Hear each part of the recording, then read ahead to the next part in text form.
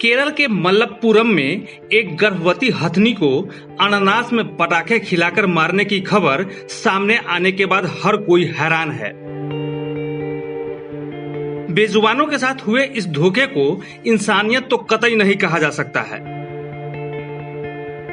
सभी के मन में बस एक ही सवाल उठ रहे हैं कि आखिर इंसान इतना बेरहम कैसे हो सकता है। जी हाँ, केरल के मलप्पुरम में कुछ दरिंदों ने एक हथनी को तरपा तरपा कर मार डाला, वो भी एक ऐसी हथनी जो किसी को नुकसान नहीं पहुंचाती, जिसके पेट में उसका बच्चा था। भला उसे कोई क्यों पटाखों से भरे फल खिलाएगा? वो तो मासूम थी, उसे क्या पता था कि इंसान ऐसे छल भी करता है। दरअसल जंगल में रहने वाली ये हथनी खाने की तलाश में करीब के गांव में चली गई।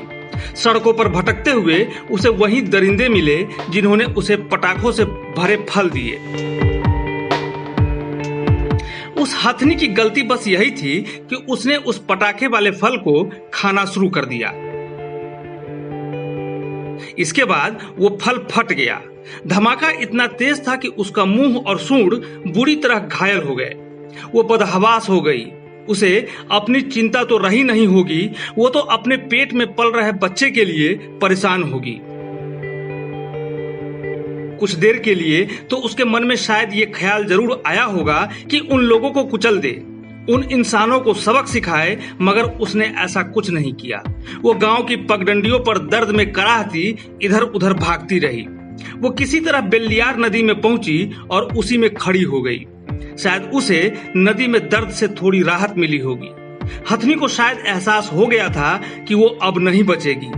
हालांकि उसे निकालने की कोशिश भी की गई, लेकिन वो नहीं मानी और नदी में खड़ी रही। 27 मई की शाम को 4 बजे उसने दम तोड़ दिया, जिसके बाद उसका जंगल में ही अंतिम संस्कार कर दिया।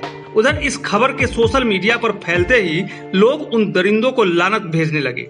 सबने कहा कि वो इंसान नहीं, राक्षस थे। कुछ ने तो यहाँ तक कहा कि इंसान की ऐसी हरकतों की वजह से ही कोरोना वायरस जैसी महामारी आती है।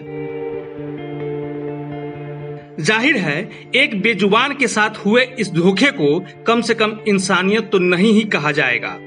न्यू इंडिया पोस्ट की रिपोर्ट।